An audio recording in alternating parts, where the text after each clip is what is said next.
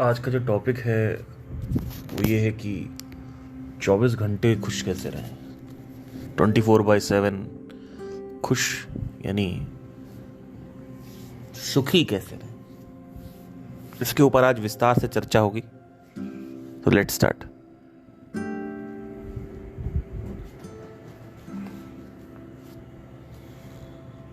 देखिए, इसमें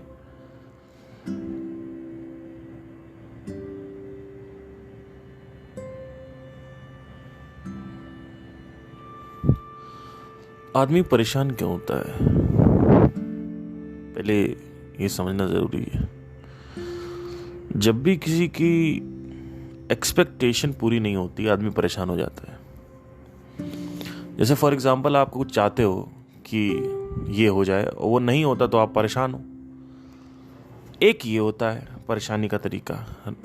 एक होता है कि आप चल फिर नहीं रहे हो, आप जिम नहीं कर रहे हो, जॉगिंग नहीं कर रहे हो, रनिंग नहीं कर रहे हो, जो फिजिकल स्ट्रीमिंग जो होती है, यानी फिजिकल जो सफरिंग होती है। तो जो सफरिंग के सोर्स हैं वो एक नहीं है कि डिजायर पूरा नहीं हुआ।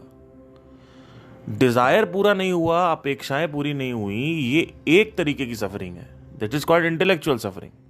Why it is intellect? Because intellect is connected to thought, and thought builds the desire. So it is called intellectual suffering. Then the suffering comes when you are full of energy and there is nothing to do. You still sit down, and then there is a suffering, there is a bechani, because you are not going through higher challenges. You are not challenging yourself. So the suffering which is coming from the challenge. And then there is the suffering which is, जहाँ पे आपका जो mind में chemical हैं वो नहीं चलते हैं, वो केमिकल सफरिंग होती है। फिर सफरिंग होती है जो होती है कि आप बैठे हुए आपको अकेलापन लग रहा है, वो होती है एग्जिस्टेंशियल सफरिंग। ये 5 तरीके की सफरिंग होती है, एक तरीके की सफरिंग नहीं होती। ठीक है, तो खुश रहने के लिए 24/7 अगर आप खुश रहना चाहते हैं तो सबसे पहली चीज तो जो कुछ भी आपके जीवन में प्रॉब्लम्स हैं, जो कुछ भी जीवन में आपकी वासनाएं हैं, उनसे आपको मुक्त होना पड़ेगा। एक ये भी है। तो मैं आज थोड़ा इसमें इंटेलेक्चुअल सफरिंग में ही बात करूंगा, बाकी की सफरिंग में मैं काफी बात कर चुका हूं पहले भी, क्योंकि यही मेन मुद्दा होता है लोगों का। इसकी वजह से काफी प्रॉब्लम्स होती है कि हमारी जिंदगी में एक तो प्रॉब्लम है, तो हम चाहते हैं कि वो प्रॉब्लम सही हो जाए। दूसरा, हमारे जीवन में जो है वो बेसिकली एक डिजायर है, एक अपेक्षा है, एक आकांक्षा है, वो पूरी हो जाए। इन दोनों से मुक्त होना पड़ेगा। कि मान लीजिए आपकी गर्लफ्रेंड है और उसके घर वाले कहीं और शादी करवाने वाले हैं अगले साल उसकी, और आपसे अप्रोच करी थी तो आपसे नहीं मान रहे हैं, या तो इंटरकास्ट इशू है, या आपका काम नहीं अच्छा लगता उनको, जो कुछ भी है, ठीक है, नहीं मान रहे।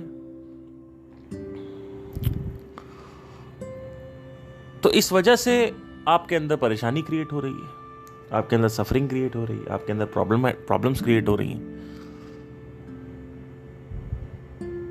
तो अब इससे ऊपर उठने के लिए क्या करना पड़ेगा?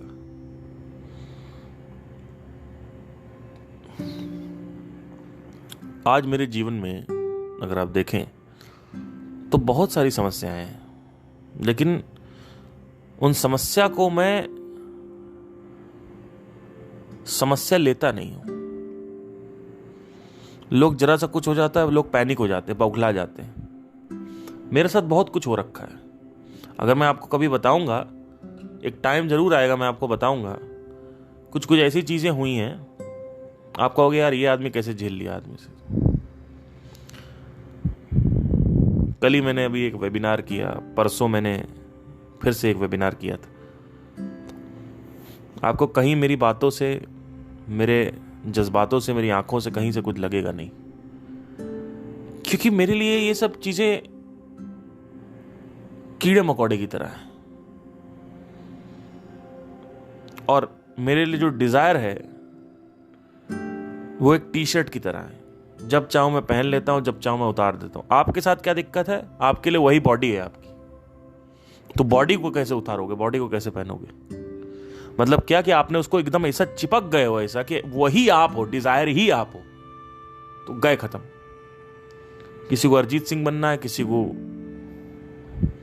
शाहरुख खान बनना है, किसी को IAS IPS क्रैक करना है, बैंक की तैयारी करनी, जो भी पता नहीं, व्हाटएवर जो भी आपको करना है, आपके जो भी हसरतें हैं, आपकी जो कुछ भी आपकी वासनाएं हैं, किसी को बिजनेस करना है, व्हाटएवर जो भी है आकांक्षा है। तो इन सबसे ऊपर उठने के लिए सबसे ज्यादा क्या जरूरी है? What is the most important thing in order to get free from all these things?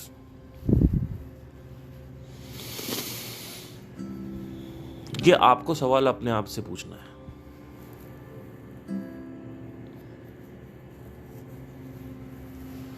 एक चीज तो गांड बांध के डाल लो अपने अंदर की समस्याएं कभी खत्म नहीं होगी।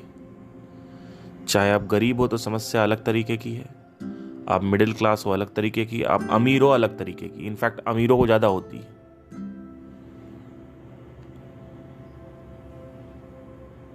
समस्याएं खत्म नहीं होंगी।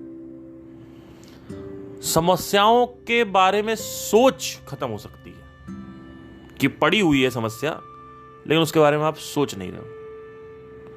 अब कुछ ऐसी समस्या होती है जो आपके फ्रीडम को कॉम्प्रोमाइज कर सकती है, या आपके आसपास वाले लोगों के फ्रीडम को कॉम्प्रोमाइज कर सकती है, तो उन समस्याओं के बारे में तो आपको एक्शन लेना ही पड़ेगा। लेकिन ज्यादातर जो समस्याएं होती है ना, वो क्रिटिकल समस्या नहीं होती है। कि जैसे फॉर एग्जांपल जो समस्या फिजिकल समस्या है, लेट्स से कि आपका इन्फेक्शन हो गया पैर में, तो समस्या है, उसमें क्या ऐसे थोड़ी है कि उसको अवॉइड कर दोगे। ये फिजिकल समस्या है। या फाइनेंशियल लॉस हो गया, ऐसे थोड़ी अवॉइड कर दोगे। एक समस्या है कि मुझे अपनी बहन की शादी करानी है, उसके लिए मुझे 20 लाख रुपए चाहिए, ये समस्या, ये कोई समस्या नहीं है। एक समस्या है कि मेरे को घर में इतना देना ही देना है, नहीं तो मेरे घर वाले मेरे को नकारा साबित कर देंगे, ये समस्या है। ये समस्या है ही नहीं मेरे हिसाब से, क्योंकि आपके घर वाले आपको नकारा अगर साबित कर रहे हैं पैसे ना देने पे, तो ऐसे घर वालों को मेरे हिसाब से घर वाला मानने नहीं चाहिए। एक समस्या है कि सर वो मेरी गर्लफ्रेंड जो है वो किसी और से शादी करने वाली, ये कोई समस्या ही नहीं मेरे हिसाब से। जितनी भी साइकोलॉजिकल समस्याएं जो कि अंडरस्टैंडिंग से सही होती हैं, जो भी अंडरस्टैंडिंग से सही होने वाली है, साइकोलॉजिकल जितनी भी समस्या है वो समस्या है ही नहीं,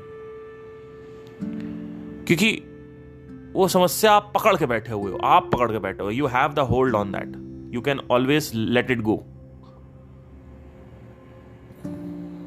और फिजिकल जैसे समस्या है, जैसे आपने कर्जा ले रखा है 10 लाख रुपए, अब वो रोज आके गेट पे खटखटा रहे हैं, तो वो एक समस्या है मेरे हिसाब से। आपके घर में किसी का एक्सीडेंट हो गया, वो समस्या है। आपका एक्सीडेंट हो गया, वो समस्या है।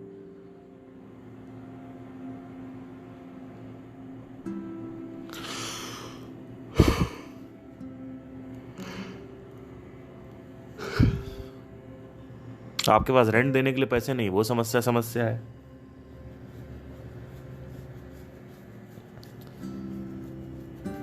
लड़की छोड़ के चली गई, ये समस्या जो है मानता हूं ये समस्या है, लेकिन ये समस्या बड़ी है या तुम्हारे पास खाने के पैसे नहीं, वो समस्या बड़ी है, या रेंट देने के पैसे नहीं, वो समस्या बड़ी है। भाई अब फिर भी घर में तो ऐसा कोई निकालेगा तो नहीं। भाई आपका ब्रेकअप हो गया तो अब आप जहां रहते हो वहां कोई तो निकालेगा नहीं, आपका कोई बैंक से पैसा तो लेकर नहीं चला गया कुछ, तो ये समस्या बड़ी है। तो समस्या को तौलना बहुत आवश्यक है यहाँ पे। हमें पता है अभी रिसेंटली मेरे पास क्या हुआ, एक इंस्टाग्राम पे मैसेज आया कि भैया मैं बहुत परेशान हूं, मेरे से एक बार बात कर लो, ये वो दुनियादारी। मैंने कहा ठीक है, मैं आपको 5 मिनट दे रहा हूं मैक्स।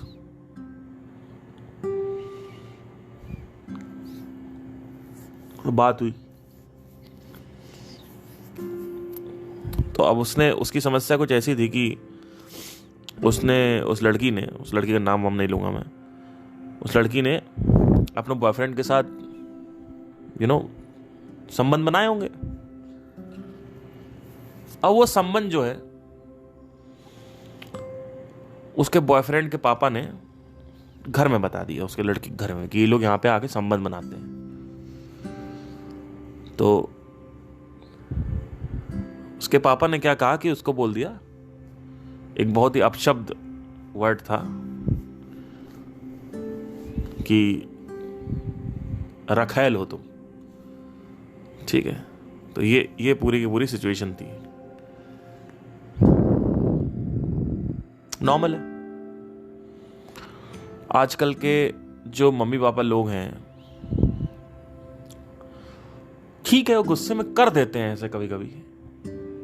तो कह रही है मेरे से कि भैया बहुत ज्यादा रो रही थी, मेरे फोन पे रोई जा रही। मैंने कहा भाई देखो मेरी बात सुनो, ये सब टेम्पररी है।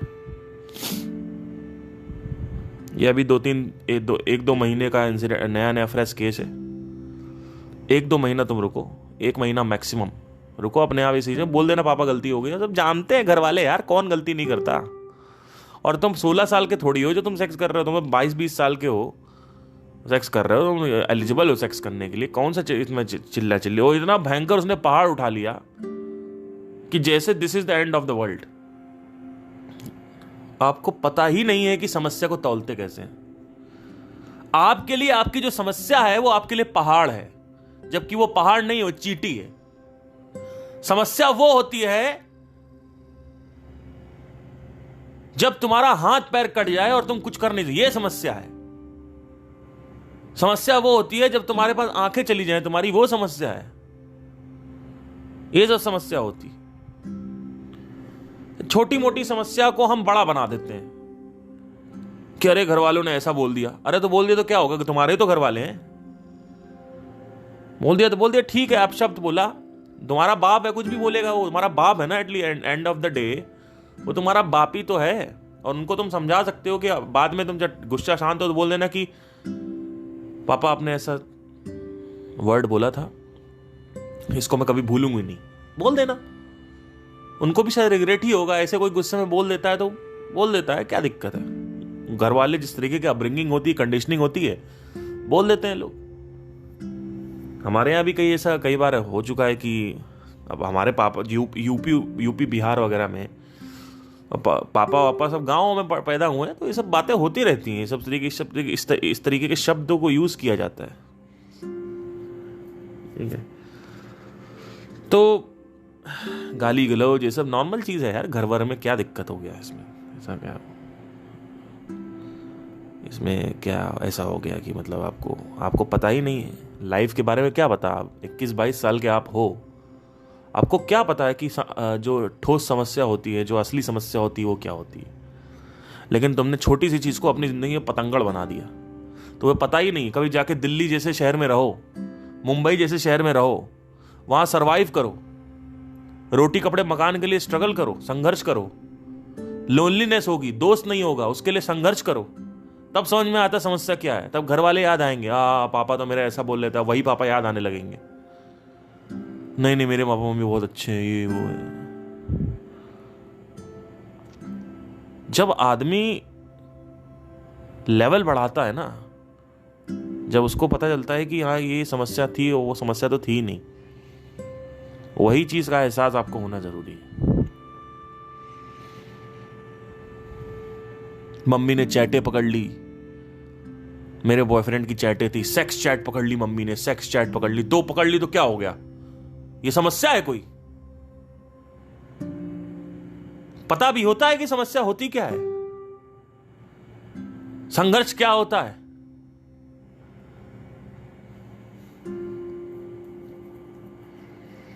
एंड ऑफ द वर्ल्ड हर चीज बना दोगे, हर चीज एंड ऑफ द वर्ल्ड है, हर चीज। एग्जाम में नंबर है, अरे यार मेरे एग्जाम में नंबर नहीं आए यार, अरे यार अरे यार अरे यार अरे यार, बहुत चिल्लाएंगे, बहुत गाली देंगे। कुछ नहीं है भैया, ये सब फालतू, इट्स लाइक डस्ट, कीड़े मकोड़े हैं सब। इन सब चीजों के लिए तो मैं तो सोचता ही नहीं हूं। मेरे जीवन में ऐसी समस्याएं हैं, मैं सोचता नहीं उसके बारे में। रोज कंपेयर किया जाता है, इधर से उधर, उधर से उधर, हर आदमी को इधर से उधर। वो देखो उनके लड़के ने BMW खरीद ली। ये सब फालतू की चीजों में ध्यान नहीं देता। सीधा मैंने बोल रखा है घर में, मैंने कहा मेरा रास्ता जिस भी आदमी ने रोकने की कोशिश करी,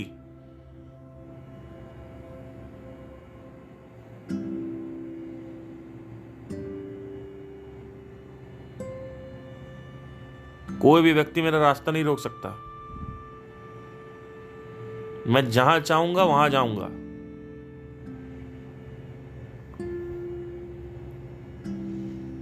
उनको पता है, मेरी मम्मी डरती हैं, ये आदमी पागल हो चुका है, पागल ही कहलाया जाएगा।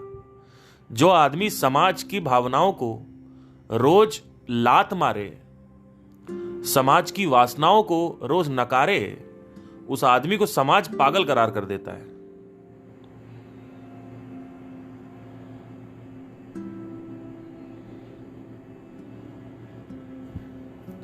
आज मैं रेंट पे रहता हूं, क्या मेरे ऊपर दबाव नहीं बनता कि एक घर तो होना ही चाहिए?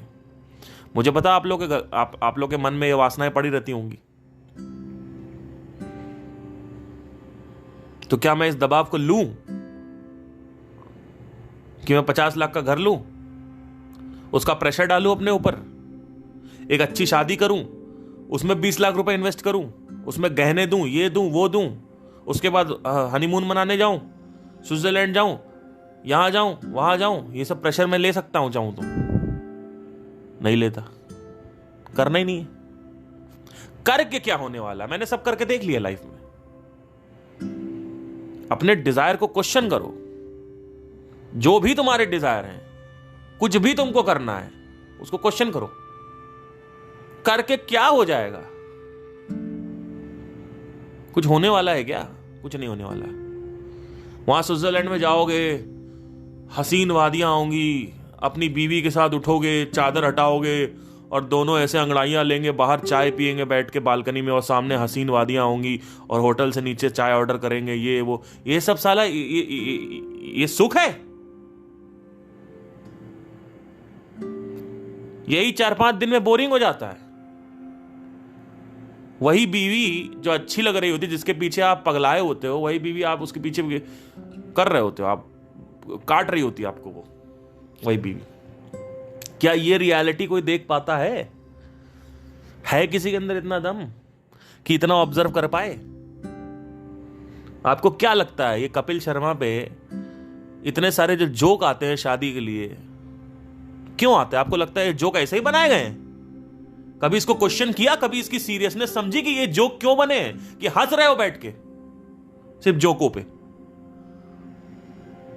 ये जो मुद्दा है शादी का जोक, ये इतना सीरियस मुद्दा है जिसकी कोई हद नहीं है। बहुत बड़ा मुद्दा है। ये एक ऐसी रियलिटी है जिसको ऑब्जर्व करके बार बार जोक करता है आदमी, और सामने में लगता है अरे जोक ही तो चल रहा, अरे तुम्हारी जिंदगी जोक हो जाएगी। यही जोक तुम्हें जब तुम्हारे साथ हो रहा होगा ना, तुम्हें सीरियस लगेगा। अभी रिसेंटली मैं एक पार्टी में गया था,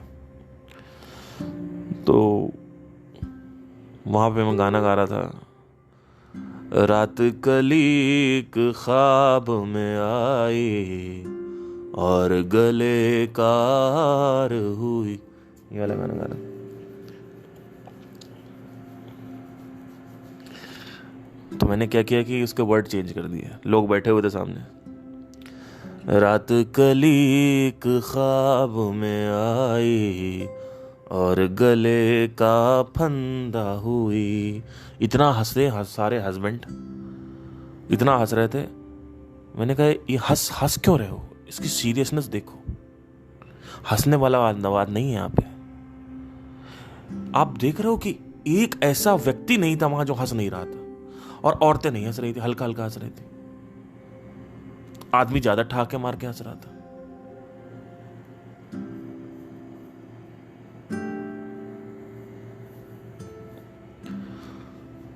क्यों हंस रहा था? क्या मैं ये कह रहा हूं कि औरतें जालिम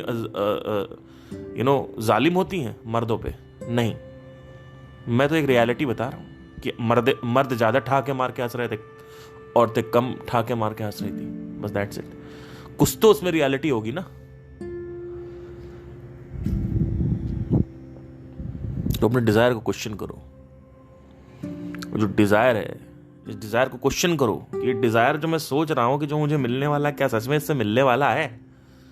क्या ये सारी चीजें, जो कुछ भी मैंने, जो लोग तुम्हें दिखावा करते हैं तुम्हारे सामने आके कि ये घर है, ये देखो फॉर्च्यूनर ले ली, ये ले लिया, वो ले लिया, मेरे पास ये गुची के जूते पहन रहा हूं मैं, और ये वो एक्सट्रीम में पैशनेट हूं, और ये सारी चीजें जो भी हैं, इसको दिखा दिखा के लोग आपको चिढ़ाते रहते हैं कि देख तेरे पास नहीं है, देख तेरे पास नहीं है।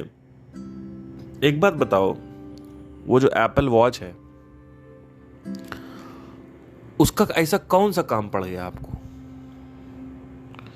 आपको अगर टाइम देखना है, आप मोबाइल निकालो और तुरंत टाइम देख के वो रख दो। टाइम देखो, मोबाइल रख दो। कभी आपने संदीप महेश्वरी के हाथ में देखा कभी घड़ी पहनते हुए? ऐसा कुछ पूरी जिंदगी नहीं देखोगे। उस आदमी के हाथ में तुम एप्पल वॉच पूरी जिंदगी नहीं देख सकते। वो आदमी इतना सही आदमी है ना। ठीक है, कुछ चीजें जो हैं काउंटर देता हूं मैं उस पे। लोगों को लगता है कि मैं तो लोग सोचते हैं साइड, उनको एक पोलैरिटीज में जीते हैं लोग कि अच्छा संदीप के समर्थक हो या संदीप के विरोधी हो, उनको ये दोनों ऑप्शन में एक ऑप्शन चाहिए होता है। ये बेवकूफ लोग की अप्रोच है। तो उनको कभी समझ नहीं आएगा कि मैं क्या बात कर रहा हूं, किस तरीके से मेरी रिस्पेक्ट है उनके लिए। वहां पे काउंटर संदीप का नहीं है, काउंटर संदीप के आर्गुमेंट का है। संदीप का नहीं, उनकी बहुत रिस्पेक्ट है। उस आदमी को सच में भारत रत्न मिलना चाहिए, लेकिन ना भी मिले तो उसको कोई फर्क नहीं पड़ता है। और मेरे लिए भी 2 कौड़ी का है। मुझे कोई ऐसी वो नहीं है कि प्राप्ति की मुझे अवार्ड मिले किसी चीज का, या ये मिले वो मिले। ठीक है, एक टाइम था जब मैं अपनी जिंदगी में सिंगर बनने के ख्वाब देखता था। आज मैं सिंगर ही हूं, बस मैं उस लेवल पे नहीं हूं जिस लेवल पे मैंने सोचा था। फिर जैसे जैसे आगे बढ़ता गया, मैच्योर होता गया, ज्ञान प्राप्त हो गया, उसके बाद फिर धीरे धीरे समझ में आने लगा कि ये सब चीजें जो हैं जरूरी नहीं है कि यही होनी चाहिए, कुछ और भी कर सकते हैं, और उसमें अगर करेंगे तो उसमें ज्यादा पैसा है, रैदर देन कि एक ऐसी भीड़ में भागना जहां पे हर कोई मरा रहा है, अपनी डिजायर के लिए एक दूसरे के खंजर भोंकने के लिए रेडी है। बहुत पहले की बात है, मैं आपको एक इंसिडेंट याद आ गया, बड़ा अच्छा किस्सा है ये। 2013 की बात है, मैं मुंबई में था, प्लेबैक सिंगिंग के लिए गया था। वहाँ पे मैंने 4.5 लाख रुपए का कोर्स भी किया था, उसमें वो पूरा पैसा डूब गया था। तो 2-3 महीने में वहाँ 4-5 महीने था वहाँ पे मैं। वहाँ पे एक राइटर आता है मेरे पास, स्ट्रगलर राइटर। वो मेरे रूम पे आया, ही वाज टॉकिंग एवरीथिंग, बताने लगा ये वो एंड ऑल दैट। सडनली क्या हुआ कि उसने मेरे को कहता है, क्या बोला, कहता है पार्थ, अगर तुम्हें मुंबई में सक्सेसफुल होना है ना, सुनना ध्यान से, ये 2013 है, मतलब जब दुनिया 10 साल शांत थी। अभी 10 साल और ज्यादा दुनिया रेस्टलेस हो गई है। अभी 10 टाइम्स रेस्टलेस हो गई, उस समय 10 टाइम्स थोड़ी शांत थी। 2013 की बात बता रहा हूँ।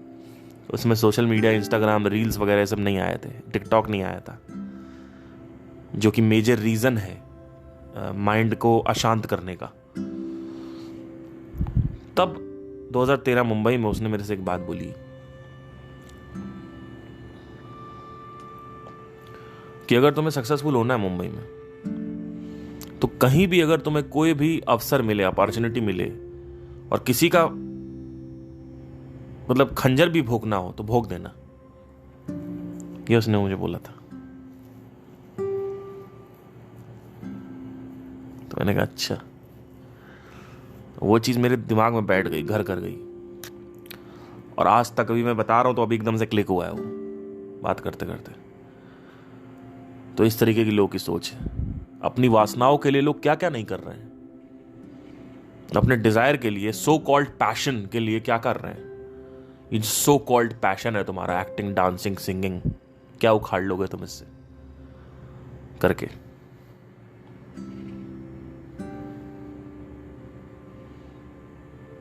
लोग कहते हैं, कुछ लोग ऊपर ऊपर सुनते कहते हैं आप अपने फेलियर को जस्टिफाई करने के लिए सब बातें करते हो कि आप कुछ नहीं कर पाए।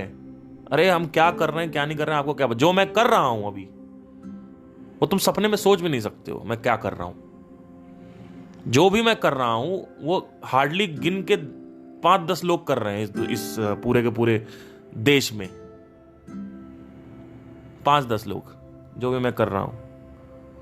और तुम क्या कर रहे हो, तुमने ख्वाब देखा था संगीत करने का, सिंगिंग बनने का, सिंगर बनने का, और तुम जॉब कर रहे हो और वहां से बैठ के तुम कमेंट कर रहे हो मेरे को मैं क्या कर रहा हूं क्या नहीं कर रहा हूं। उससे आपको कोई लेना देना नहीं है। जब मुझे बताना होगा तब मैं बताऊंगा। जो भी मैं कर रहा हूं कुछ ऐसा कर रहा हूं जो आज तक पूरी हिस्ट्री में आज तक संगीत की किसी ने नहीं किया है।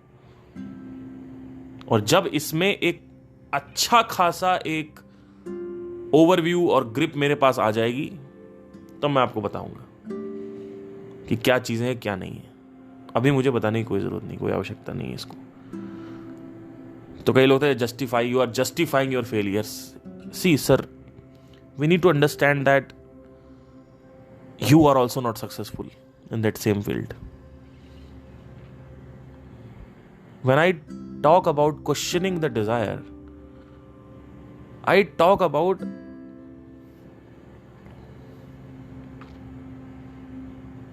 things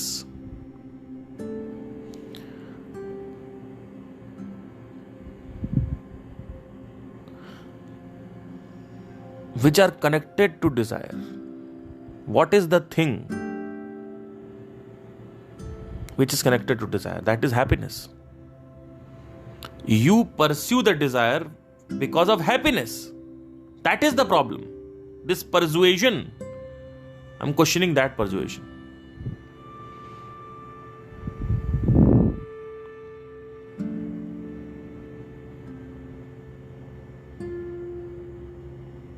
So question everything. If you go into the reality of the desire, you'll understand that whatever you are imagining about the desire is just a fragment, which is called fragmental reality. You don't understand the complete reality. What happens after the fulfillment of desire? Because if the fulfillment of desire is the happiness, everybody should be happy right now. Because at some level, everybody is successful. But all these rich people are more restless.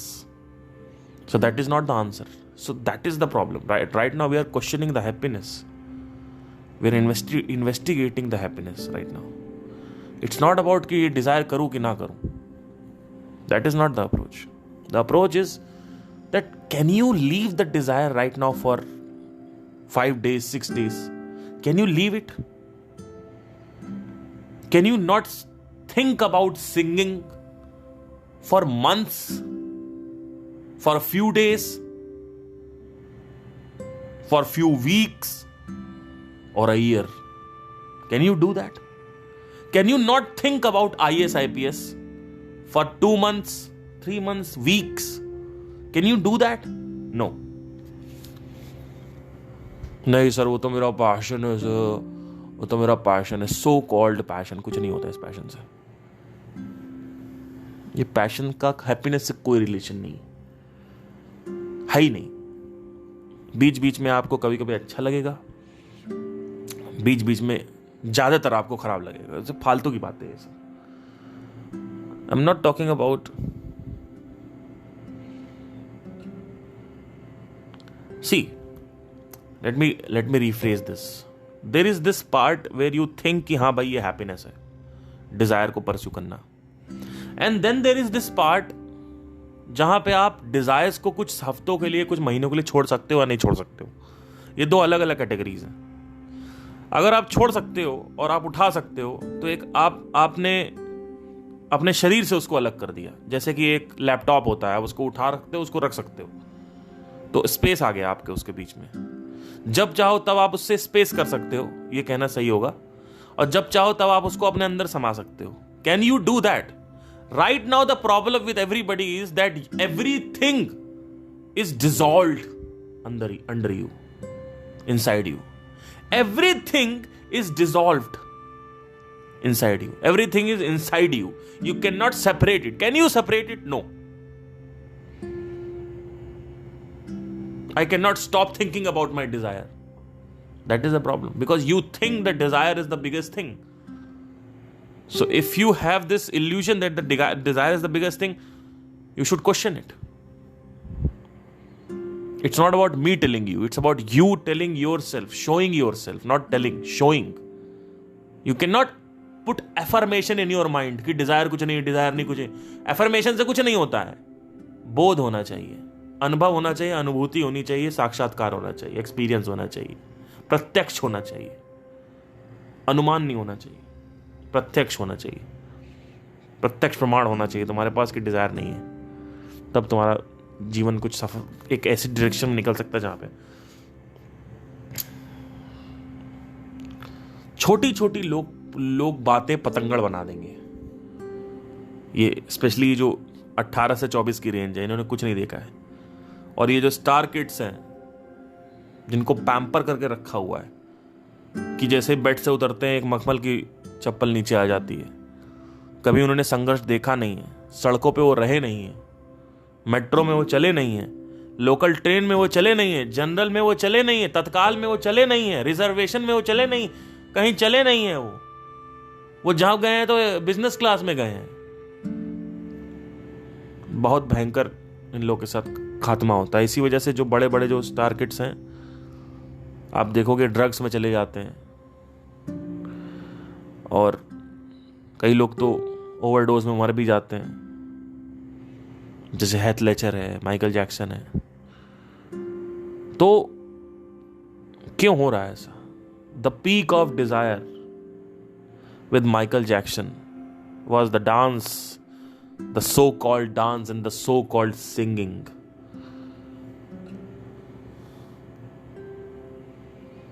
I also love singing. I also love music, but I can separate it whenever I want. For me, it is just a usage. For you, it is life. You have made everything as life. That is the problem. तुमने संगीत का विभाजन ऐसे रखा है कि संगीत ही जीवन है। संगीत को जीवन का एक हिस्सा मानो। संगीत जीवन नहीं है। नृत्य, अधिकारी, ये सब जितनी भी जॉबें हैं, ये आपका जीवन नहीं है, जीवन का हिस्सा है। जिस दिन तुमने जीवन मान लिया, और अगर कुछ नहीं हुआ जिंदगी में तुम्हारा, ना तुम अधिकारी बन पाए, ना तुम बैंक कर्मचारी बन पाए, जो भी तुम चाहते हो बनना वो नहीं बन पाए, उस दिन तुम्हारी जिंदगी में क्या बचा? क्या है तुम्हारे पास जीने के लिए? क्या कोई और विकल्प है? कोई ऐसी चीज है जो तुमने पकड़ रखी है? अभी तुमने ये पकड़ रखा है, लेकिन अगर ये नहीं हुआ तो और क्या है?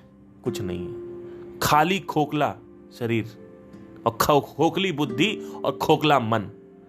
उसके बाद आदमी कहां जाएगा? ड्रग्स में जाएगा। और कहां जाओगे तुम? या तो मरोगे, सुसाइड करोगे।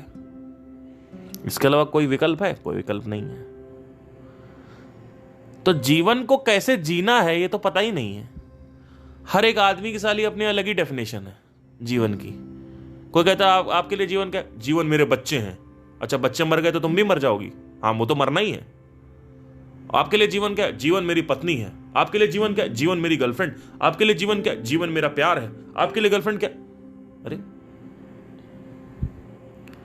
आप किसी से पूछो जीवन आपके लिए क्या है, वो कहेंगे मेरा काम, मेरा एनजीओ, मैं एनजीओ चलाता हूं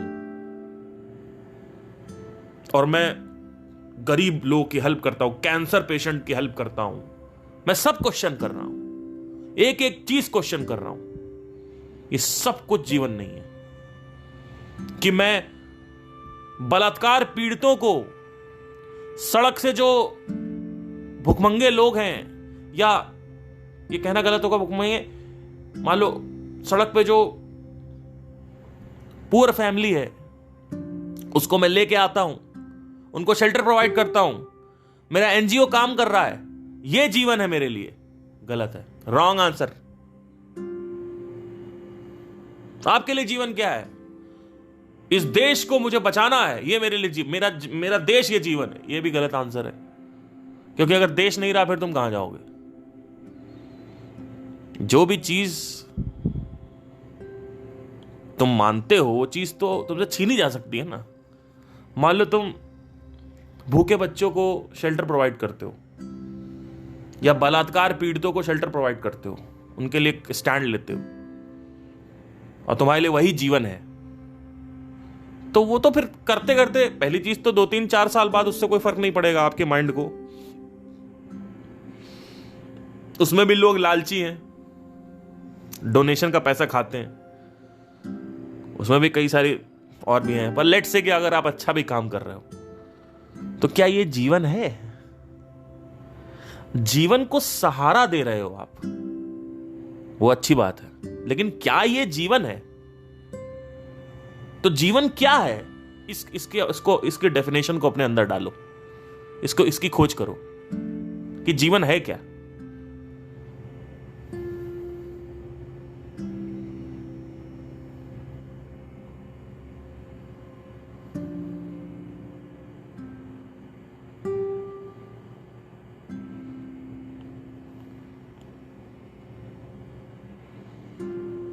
क्या आप इस ब्रह्मांड का, इस सृष्टि के, इस सृष्टि का जो अस्तित्व है, जो अस्तित्व का आकार है, जो विशालता है,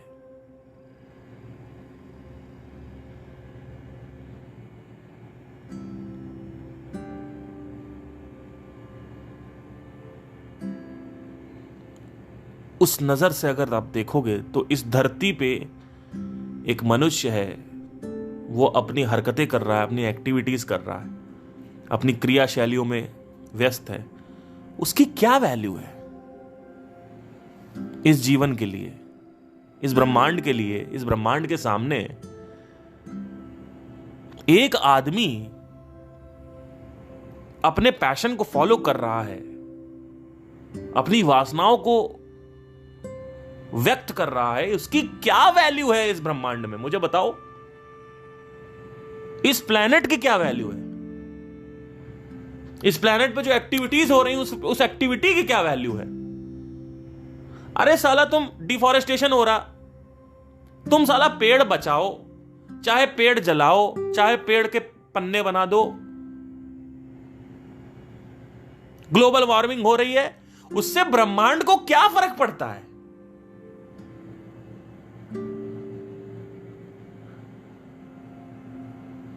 बगल वाले ग्रह को फर्क नहीं पड़ता यार, ब्रह्मांड की बात छोड़ो। मंगल ग्रह को क्या फर्क पड़ रहा है? डिफॉरेस्टेशन हो रहा है, जानवर मर रहे हैं, इंसान मर रहा है, इस ब्रह्मांड को कोई फर्क पड़ रहा है? कोई फर्क नहीं पड़ रहा। तुम्हारी वासनाओं की क्या वैल्यू है, क्या मूल्यता है इस ब्रह्मांड के सामने? 2 कौड़ी के तुम हो, एक फूंक मारेगा भगवान, खत्म। तो उस नजर पे जब आप आ जाते हो और उस नजर पे आप बैठ के देखते हो जो भगवान की नजर है, तब समझ में आएगा तुम्हें जीवन क्या है। उस कुर्सी पे बैठ के इस ब्रह्मांड को देखो, उसके मैग्नीट्यूड को देखो, उसकी ग्रेविटी को समझो कि यह ब्रह्मांड क्या है, क्यों है, कैसे है और कितना बड़ा है, और इसमें मेरी क्या वैल्यू है और मैं कौन हूं। उस सीट पे जब तुम बैठते हो, ये हु एम आई की सीट, और उसके बाद जब तुम उस विजन से देखते हो तो वो सही विजन है और वही असली विजन है और वही वास्तविक दृष्टि होनी चाहिए। उसके अलावा जो भी तुम्हारी दृष्टियां हैं जीवन को देखने की, कि मुझे ये करना है, मुझे वो करना है, वो सब बेकार है, दो कौड़ी का है। तो मैं हमेशा वहीं बैठा रहता हूं, तो मेरे लिए ये सब जो प्रॉब्लम्स है वो प्रॉब्लम ही नहीं है। होता रहेगा जो होता रहेगा, क्या फर्क पड़ता है, देखते क्या हो सकता है, क्या कर लोगे ऐसा। भाई खून तो किया नहीं हमने, बलात्कार तो किया नहीं है जो तुम हमको जेल में डाल दोगे, और क्या हो सकता है, वो कोई प्रॉब्लम तो है नहीं। जेल तो मैं जाऊंगा नहीं ना कभी।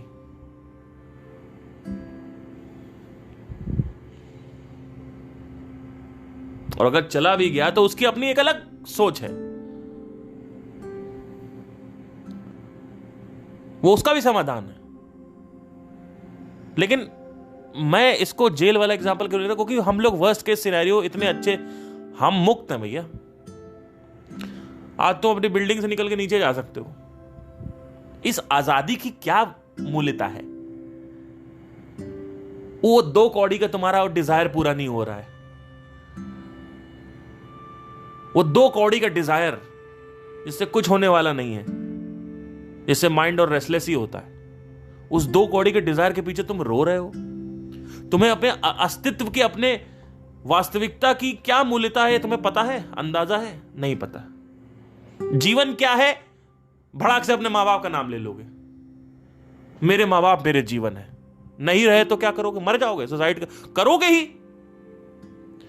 जब तुमने जीवन ही अपनी गर्लफ्रेंड को बना दिया, अपने बच्चों को बना दिया, अपने मां बाप को बना दिया, तो ये लोग जब नहीं रहेंगे तो तुम भी मरोगे ही। और कहां जाओगे, और क्या है तुम्हारे पास पकड़ने के लिए? तुम्हारी जो बुनियाद है वो क्या है? इसी पे तो टिकी है। बुनियाद बदलो। जो नींव है तुम्हारी, जो जड़ है, जो चेतन है, वो कहां है? इसी पे टिका हुआ है। इस नींव को जिस दिन तुमने बदल दिया, उस दिन तुम्हारी दृष्टि बदल जाएगी दुनिया को देखने की। यथा दृष्टि तथा दृष्टि।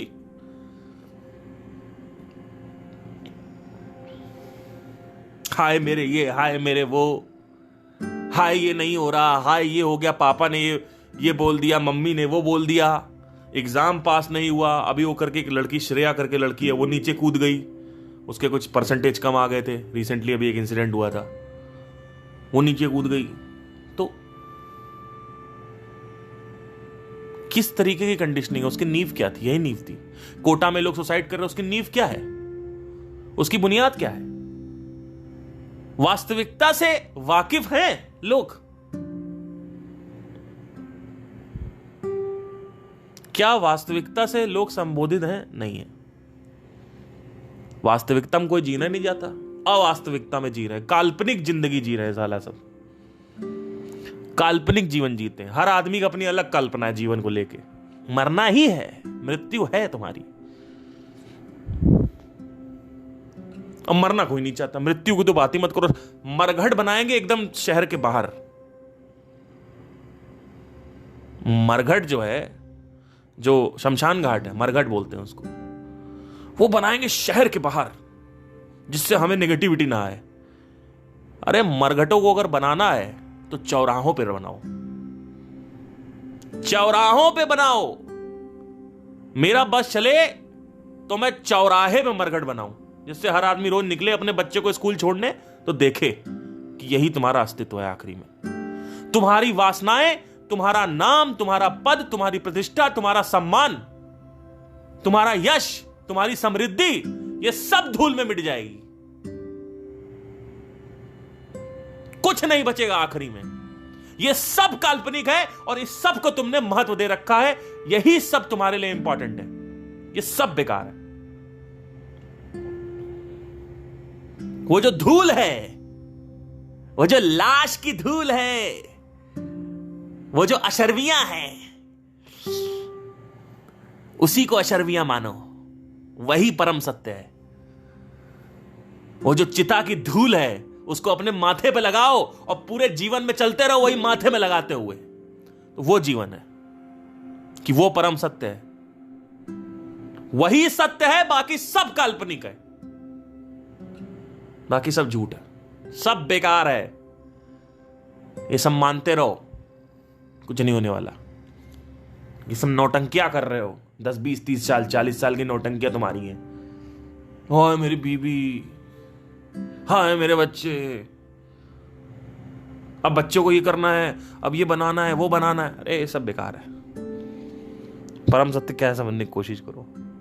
मैं ये नहीं कह रहा हूं कि अपनी फैमिली को छोड़ दो, अरे अपनी फैमिली को और अच्छे से तुम उनसे प्यार कर पाओगे, क्योंकि डिटैच हो गए ना। जब तुम्हें ये सत्य पता चलता है तो तुम्हें पता चलता है तुम्हारी नींव बदल गई, तुम्हारी बुनियाद बदल गई। अब बुनियाद तुम्हारा सोच की जो बुनियाद है, लोगों की सोच की बुनियाद डिजायर है, लोगों की सोच की बुनियाद है मोह, अटैचमेंट। जो तुम्हारे रिलेशनशिप है, ये है तुम्हारी बुनियाद। अरे ये सब घोंचू वाली अप्रोच है। तुम्हारी बुनियाद मौत होनी चाहिए। जब तुम्हारी बुनियाद मौत हो जाएगी, मृत्यु हो जाएगी, तब तुम्हारा हर चीज अच्छा हो जाएगा। अब तुम पार्टिसिपेशन करोगे, ऐसा पार्टिसिपेशन करोगे, ऐसा प्रस्तुति रखोगे लोग के सामने कि इन्वॉल्वमेंट 200-300% हो जाएगा तुम्हारा।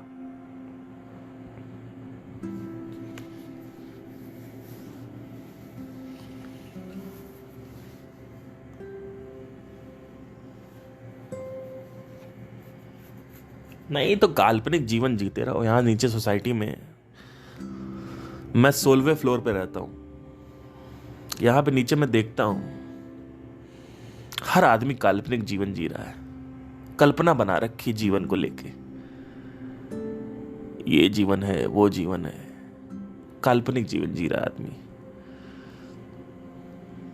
कोई कहता है कि जीवन का असली सत्य ये है, जीवन ये है। मरघट बना दो अभी चौराहे के सामने, चौराहे पे शमशान घाट होना चाहिए, फिर देखो क्या होता है। बहुत पहले की बात है, जब रामकृष्ण परमहंस के पास या किसी के पास कुछ ऐसे कोई गुरु थे पुराने, जब ये ऋषि मुनि का टाइम होता था, 3-4 हजार साल पहले की बात है। तो एक व्यक्ति आया, उसने बोला कि मुझे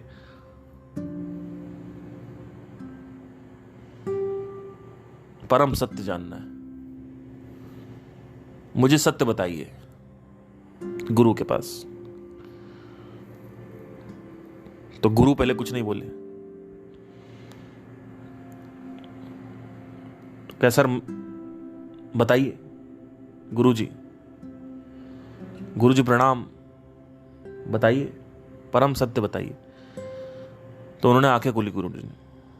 कहते हैं अगर तुम्हें परम सत्य जानना है और इस जगत की वास्तविकता को समझना है तो 6 महीने शमशान घाट में बिता के आओ, फिर बात करना। उससे पहले कोई बात ही नहीं होगी। 6 महीने वो आदमी शमशान घाट पे बिता के आया। तीसरे महीने गुरु के चरणों में आके नीचे गिर गया और रोने लगा। वो कहता मुझे समझ में आ गया है। वो कहता है कि पहले महीने तो मैं देखता रहा कि कैसे लोग आते हैं और कैसे 6 घंटे लाश जलती है और आधे घंटे में ही लोग चले जाते हैं, लाश अकेले जलती रहती है। क्या खतरनाक बात बोली उसने।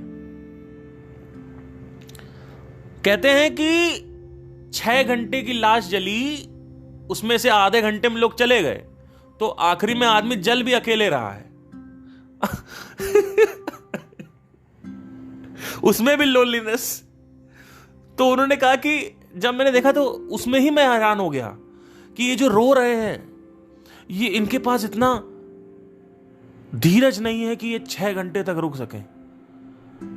मरघट वाला कहता है, जो शमशान घाट निवासी है, वो कहता है आप चले जाइए, 6 घंटे बाद लाश की जो मिट्टी है वो ले जाइएगा, जो धूल है लाश की,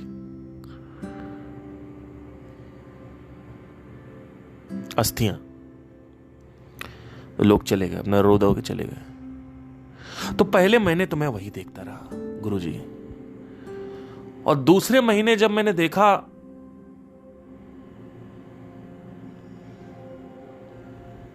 तो मैंने ये नोट किया कि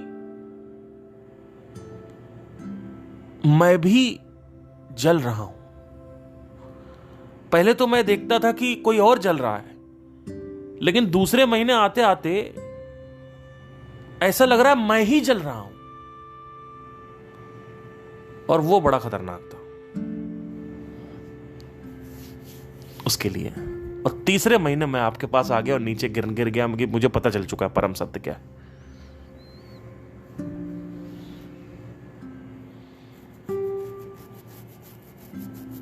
कभी आसपास मरघट हो तो जाओ, 5-10 मिनट के लिए, 15 मिनट के लिए खड़े रहो वहां पे, देखो क्या होता है, ऑब्जर्व करो।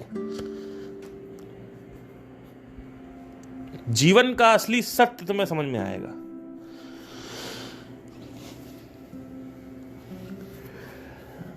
कोई भी कभी भी सेलिब्रिटी मरता है तो आपको एकदम से शॉक लगता है, वो थोड़ा सा आपको हिंट लगता है, वो हिंट जो है वो बहुत बड़ा हो जाएगा अगर आप मरघट पे जाओगे तो। एकदम से लोगों को तमाचा मारती है मृत्यु बीच बीच में आके, रिमाइंडर देती रहती है मृत्यु, डेथ बीच बीच में आके। मृत्यु का तमाचा बोलते हैं इसको। बीच बीच में आके आपको देते, टाड़ पट्ट से मारेगा आदमी। ओह अरे सेलिब्रिटी मर गए, अरे यार अभी तो जिंदा थे, मर गए। आदमी स्वीकृत ही नहीं है मौत के लिए। आदमी के अंदर मृत्यु को लेके कोई स्वीकृति ही नहीं है, एक्सेप्टेंस ही नहीं है। मृत्यु को नेगेटिव एंटिटी देखता है आदमी, जबकि ये जीवन जैसे ही आरंभ होता है वहीं से मृत्यु चालू हो जाती है। हर एक सांस जीवन है, हर एक छोड़ी हुई सांस मृत्यु है। ये है जीवन। तो आई होप आपको समझ में आया हो। Thank you, take care.